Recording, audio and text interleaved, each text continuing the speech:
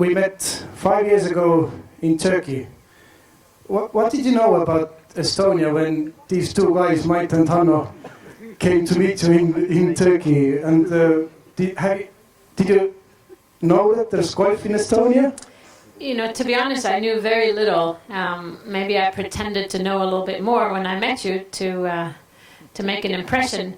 But I have to admit that I went home and I had to get a map and really trying to figure out where is Estonia. I didn't know, you know, what Estonia stood for.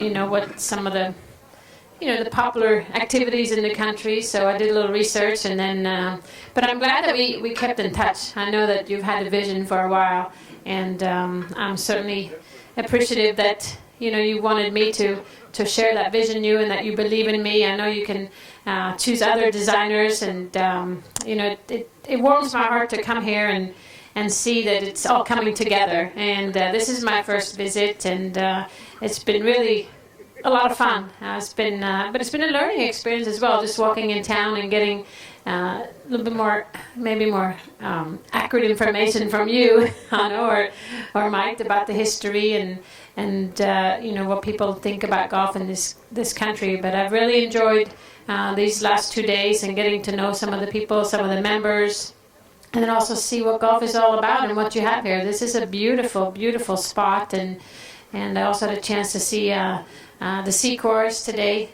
Lassie, congratulations. It's really a beautiful spot. So, you know, we have a big task of coming up, but I always enjoy challenges, and, you know, we're going to do the very best to create something hopefully you'll be very proud of and can enjoy for many, many years ahead. What kind of a golf course you really would like to create here with the European golf design? Well, Jeremy and I, we walked around today and just kind of getting a feel for the atmosphere, getting a feel for, you know, the ground and the surroundings. And I mean, I think our goal is to build something that looks very natural. I mean, you got to use what you got. You got to use the resources that you see, and you know, but you want to create something that when you go out and play, you have fun. You go out and you have a good time and experience something special. And you know, when you walk off the 18th hole or the 9th green, you maybe say, I want to come back and I want to improve a little bit, or let's do it again. I mean, it's all about creating inspirational experiences. So that's the goal, is to take that piece of land and make it look natural, but create something that's very special. You know, obviously we want to focus on the family and growing the game of golf, and make it playable for a lot of people, young, old, girls, boys, you know, professionals and beginners. I mean, that's the beauty of golf. It's everybody can play, and you can play together. So I think that's the biggest task, is to be able to create a course that you know, even the top players would enjoy as much as a beginner, and that it's a challenge for everybody. You have 3 courses open, one in China in Mission Hills, then one in South Korea, Yes. and then one in South Africa. Mm-hmm. How come you still do not have a course in Sweden? Because I wanted this one to be my first European course. How about that? No, this is, like I said, this is my first visit to Estonia, and it didn't take me long. I mean, I was at the airport and I said, wow, this looks a lot like my home country. I feel very, you know, very much at home here. I think the people, the food, the weather, maybe, but just how things are. It makes me really feel at home. So, yes, I do not have a course in Sweden, but you know, golf is a global game, and I'm very honored about the opportunity here, and you know, really would like to make an impression by doing a good job here. You started golf in 80s in Sweden. We talked yesterday. There was for juniors, it was very accessible. And as you had so many of them, that's why I think there was a chance to have a player like you in the world also. How do you encourage juniors, or what happened in 80s in Sweden? The golf of game growth, I don't know exactly the numbers, but hundreds of percents, let's say from few tens of thousands to 800,000. Yes, it was a big boom in the 80s, and you know what I learned is that golf. Sweden wanted golf to be on the golf map. They wanted to put our country there, so they really invested in golf courses. They invested in just you know, the different club activities, and what we see over there is something we call open golf. It's open to everybody, and you know what. You know, when I think of growing up in Sweden and golf, it's all playing together as a family. You know, I remember playing with my mom and my dad and my sister, and you know, we would have tournaments on Fridays, Saturdays, and Sundays, and you would be paired with the different members. It really didn't matter what skill level or what gender or what age. We just all played together, stable forward or stroke play or match play, and you know, it was just a place that we would go on weekends and hang out. And in the summer, it would be, this is where I spent my summer vacation. I mean, I took my bike in the mornings and rode to the club. It probably took me 20 minutes, and I spend all day at the golf club, and there will be, you know, putting for ice creams, and then we'll be swimming in the lakes to pick up golf balls, and then in the evening we'll get a soccer ball out and kick soccer ball in driving range while we picked up golf balls. I mean, this was that's where I grew up. Those were my summers, and it was we had a lot of juniors, and juniors were very welcome at the club, and you know, they engaged the juniors. The top juniors will teach the kind of the beginning juniors to get better, and it was just really a nice bonding atmosphere. And I mean, I have so many fond memories from growing up there and being part of the club. I mean, that was our social network. I did play other sports, but there was nothing like golf. I mean, you get to the club, and it's very similar like tonight when you all gather here, and yeah, you all play golf, but also you have friends here. You socialize, you have a good time, and I think that's what the future in golf is. You can't just be, you know, hitting golf shots and making putts. It's got to be the interaction and the activities together. I think that's the healthy way to grow this game. You were the first woman to play on the PGA Tour with men. I don't know, probably someone has done it after you as well.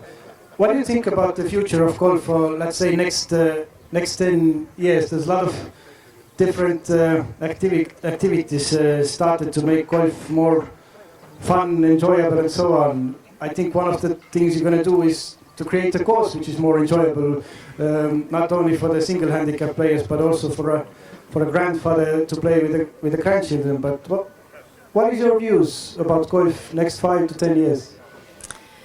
Well, that's a very good question. I mean, I you know, since I stepped away from competitive golf in 2008, my goal was to just get back to the game that's given me so much. I mean, I wouldn't be here if it wasn't for golf. I mean, I wouldn't have experienced the trips, and I wouldn't have met the people, and you know, I wouldn't have the lifestyle if it wasn't for golf. So you know, there's a part of me that feel like I want to give it back, and I would like to inspire young ones to be able to do the same and follow their dreams. And you know, golf is just really a hobby of mine, and then all of a sudden I made it a job and a career out of it, and there's so many possibilities. So yeah, so my goal is to share that with others and show them how much fun golf can be, and it's really a game of life. It's something you play, you know, your whole life, and you don't have to play every day, you don't have to play every week, but just once in a while. And it's really, and there's nothing like it. I've played all kinds of sports. I've played, you know, I've done hill skiing, tennis, but there's nothing like golf. You can interact at the same time and enjoy. And I mean, that's why we have a handicap. You just ask for more strokes, and then you can keep on smiling. So,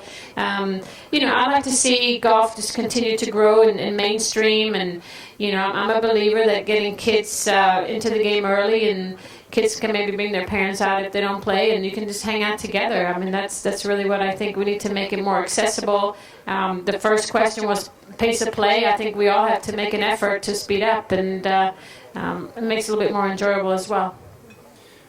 I played today the back nine 55 shots. Thank you.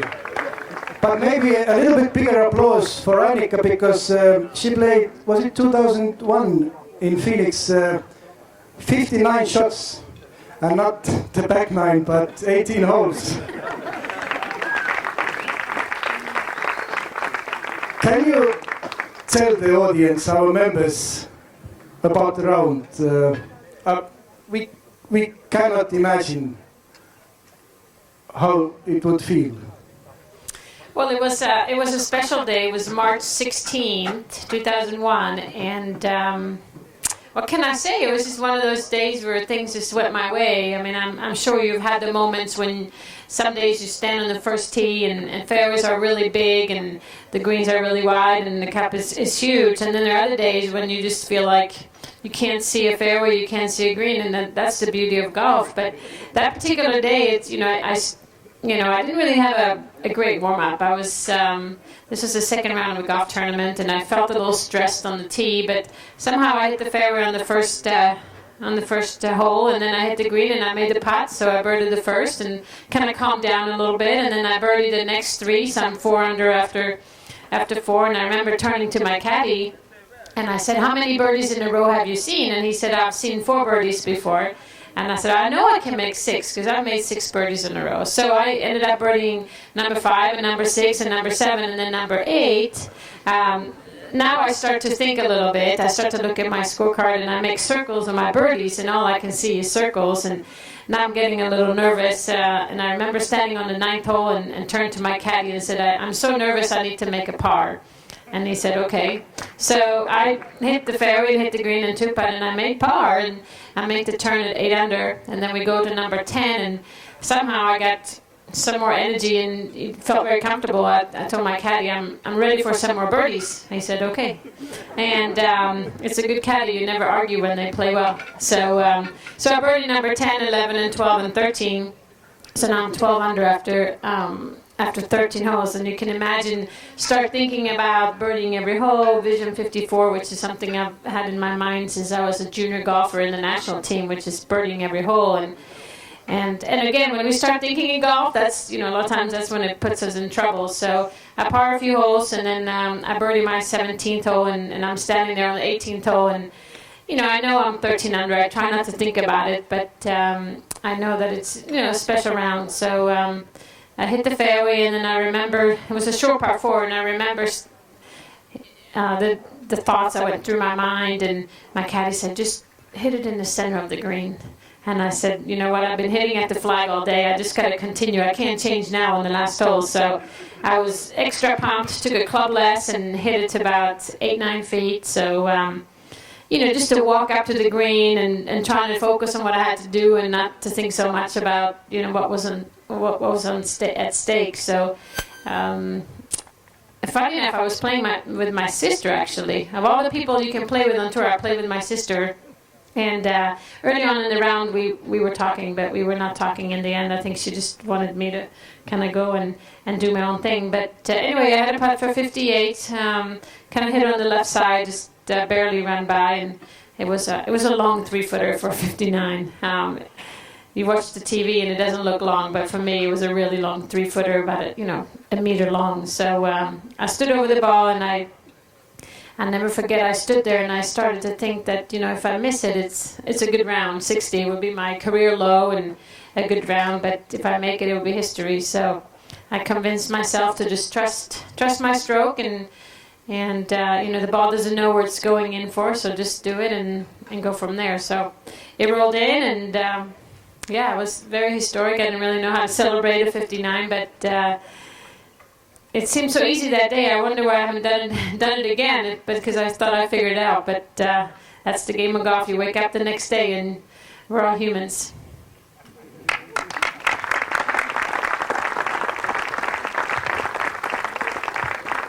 Thank you. And as I understand, you had this Vision 54. So this 59 wasn't actually a perfect round for you.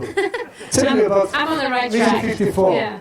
Well, Vision 54 is really something we came up with in the Swedish national team, and we thought about, if you play a golf course, maybe if you play it once or twice or 10 times or 100 times or, through a season, you can probably birdie every hole. So the question that we kind of asked ourselves was, why can't you do it in one round? What prevents us from birdieing every hole? Because I think every hole is birdable, if there is such a word. So, so if you hit the fairway and the green and 1 putt in every hole, you're going to shoot 54. So that's kind of what I set my bar. That's where I set my goal. And, I'm a believer that you got to set goals in your life. I'm a believer that it's good to set high goals because that makes you work harder, and maybe you don't achieve the very top, but you certainly get close to it. So 54 is the top, and 59 is close to it. So in my mind, I really believe it's possible. And, you know, we've seen a 59 on the men's tour, you know, probably 10 times or so. It's just a matter of time now. I think we'll see a few more ladies, but it's, yeah, it was certainly one of the highlights of my career looking back. I'm very proud of my career, and that adds to it. Thank you. And for the final question, I would like to ask you about Solheim Cup. As our members probably know, the Solheim Cup will be played this September in St. Leon Rot, which is a part of the European Tour Properties, the same network as we. And Mait and me have a plan that we're going to do a members trip. Mait, me, and a lot of ladies. But if there's any men would like to join, you are more than welcome. It's just it's just a few-hour flight from Tallinn to Frankfurt and 1 hour to the golf course. You've been vice captain for Solheim Cup twice. I have been twice. This will be my third time. So yeah, we certainly welcome everybody come and cheer for Europe. Europe has won the last 2 times, so our slogan is 3 in a row. And if you didn't know, Europe won in America for the first time 2 years ago in Colorado. It was the first time they played Solheim Cup, which is equivalent to the men's Ryder Cup, was 1990.